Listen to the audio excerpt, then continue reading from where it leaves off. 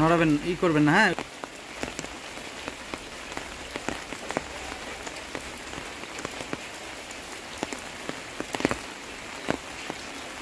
ওইভাবে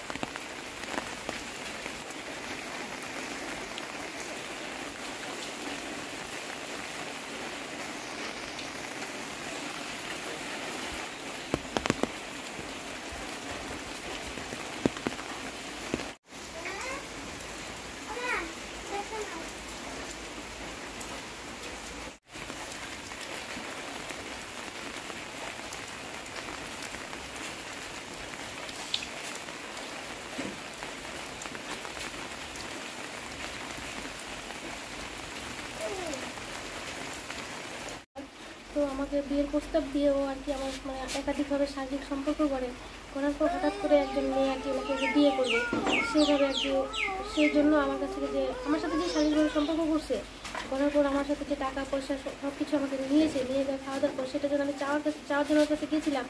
তো সেটাও ফেরত না দিয়ে বলছে আমাকে বিয়ে করবে না, এখন না করার পরিবর্তিতে ও আর কি অন্য একজনকে বিয়ে করবে, সেটার জন্য আমি ওর কাছে চাওয়ার জন্য গেছিলাম। তো সেটা ও মানবে না, তো মানার না পরিবর্তে ও আড়ালে যায় বিষ খাইছে। খাওয়ার পরে ও আর কি পাশের কয়েকজন লোক ছিল, ওনারা আর কি আমাকে খুঁটির সাথে বাইরে আমাকে মারধর করছে আর কি। তার জন্য আমি উপযুক্ত শাস্তি চাই যারা আমাকে মারধর করছে। থানায় অভিযোগ করেছেন? হ্যাঁ, থানায় অভিযোগ করেছি আমি। পরে কি ব্যাপারটা মেটানোর চেষ্টা করা হয়েছিল? হ্যাঁ, ওরা এখনো মেটানোর চেষ্টা করেনি। ওই যে বিষ খাইছে আর কি, ও আর কি হসপিটালে আছে। মানে ওনার সাথে কতদিন ধরে আপনার শারীরিক সম্পর্ক আর কি? এই 1 বছর। 1 বছর ধরে। কি বলছে এখন উনি? উনি বলছে যে আমাকে বিয়ে করবে না। কেন করবে না সেটা আমি জানি না, কারণ আমার বাচ্চা আছে, বাচ্চার জন্য ও বিয়ে করবে না।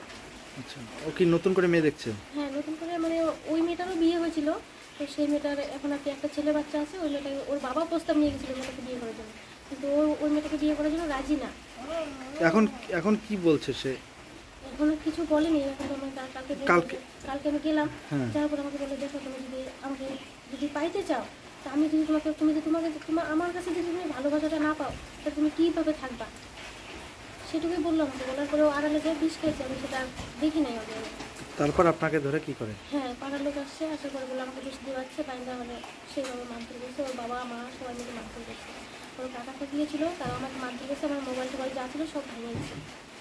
তারপরে পুলিশে অভিযোগ জানিয়েছেন? হ্যাঁ, পুলিশ অভিযোগ জানিয়েছে। আপনার নাম? আমার নাম পূজা আচার্য। কতদিন আগে স্বামী মারা যায়? 1 বছর আগে, গত আগস্টে মারা গেছে আর কি।